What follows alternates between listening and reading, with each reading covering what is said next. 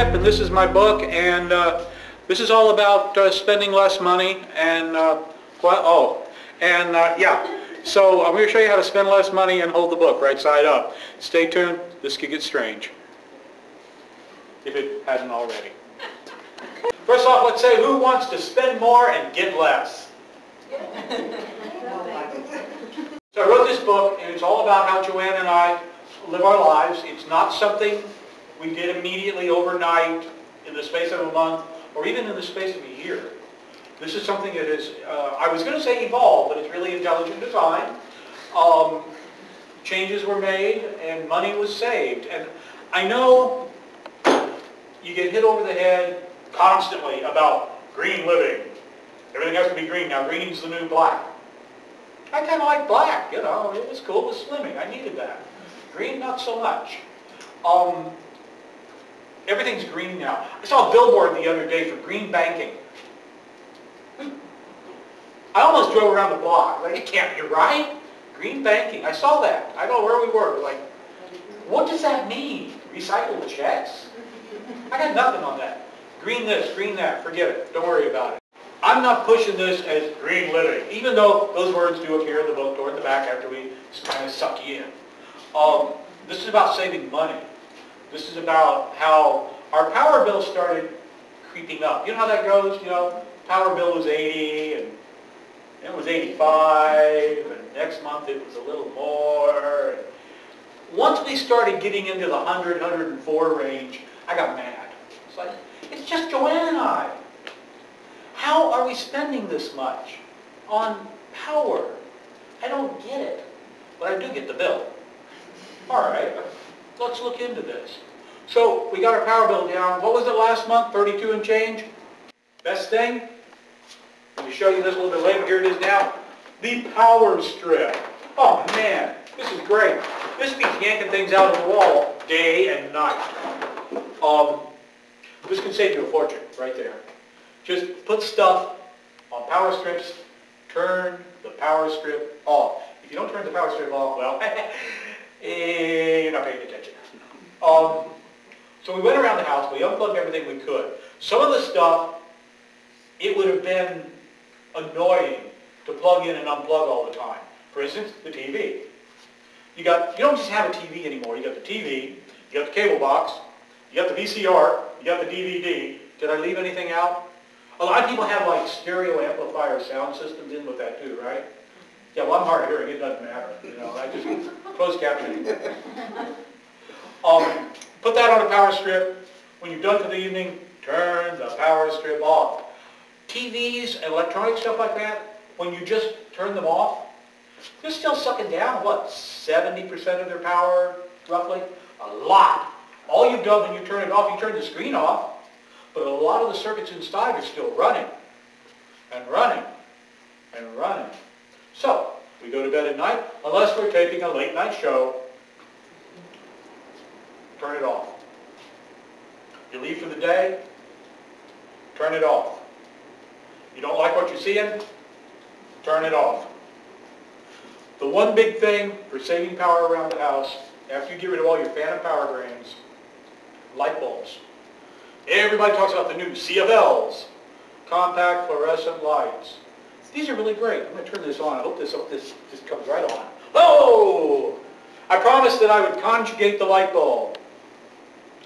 This was the light bulb. This is the light bulb, and this will be your light bulb. Incandescent light, 40 watts. Do this while you can with this, because you're not going to do it with those. 40 watts of power puts out about the same lumens as the 13 watt compact fluorescent. Now technically the 10 watt, I didn't have one, but 13 watt compact fluorescent, okay? So we cut it by about a factor of 4. This is your future. This is a 3.5 watt LED. Keith, could you hit the light switch here closest to the door?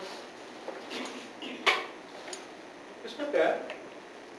Now, these two you can see are pretty close. I don't have my sunglasses, they're in the truck. That would have been funny. This thing, this LED is a lot bluer. And they're getting better at that. I remember when the compact, go ahead and turn the lights back on, please. Woo!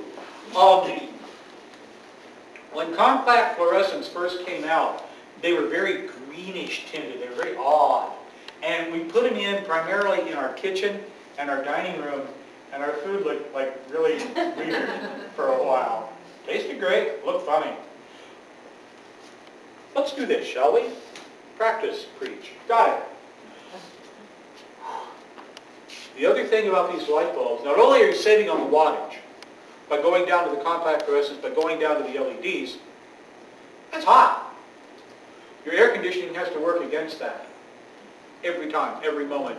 So you end up generating a lot of heat around the house with these. At least these are all fluorescents, they're not bad. You see places where they have the recessed spotlights? Yeah, how much heat do you think that puts out? So we switched almost all of our light bulbs in the house from incandescent to compact fluorescents.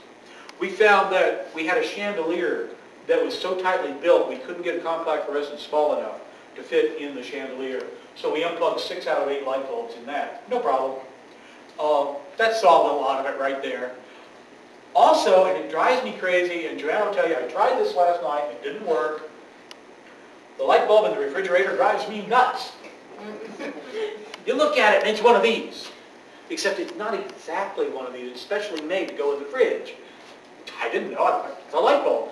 Unplugged it. It's blue.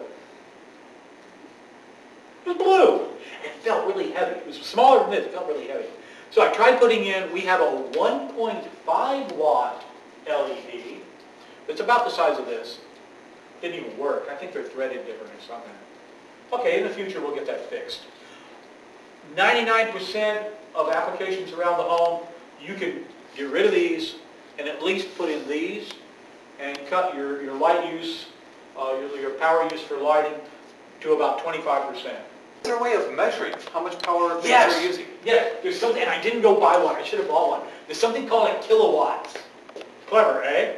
You can get this device that you plug into the wall. It's almost like a deluxe power strip. You can plug it into the wall, and then it's got outlets, and you can plug a device in there, and it tells you how much it's using.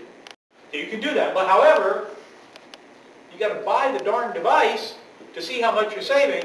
It seemed a little counterproductive, but my whole point was unplug it anyway. And that brings up something else, though. It is very easy to spend a lot of money to save a little. Sure, you can buy the kilowatts, but it's, I don't know, 30, 40 bucks, I don't know. But the payback time. Everybody asks us if we're going to go off the grid, are we going to put solar cells on the roof? Now, disregarding the fact we have to cut back all the trees, it'd be counterproductive. Every time we look at going off the grid, these people go, $40,000. Sir, you haven't even asked me how much power I use. I use 7 kilowatts a day. I don't need a big system. $40,000. Okay, let's see. Our power bill is about $400 a year. Okay. $40,000, that's a payback time of a century. I'll keep the trees. Are we done here? Any more questions? That's my talk. That's me. I'm Chip. That's my book.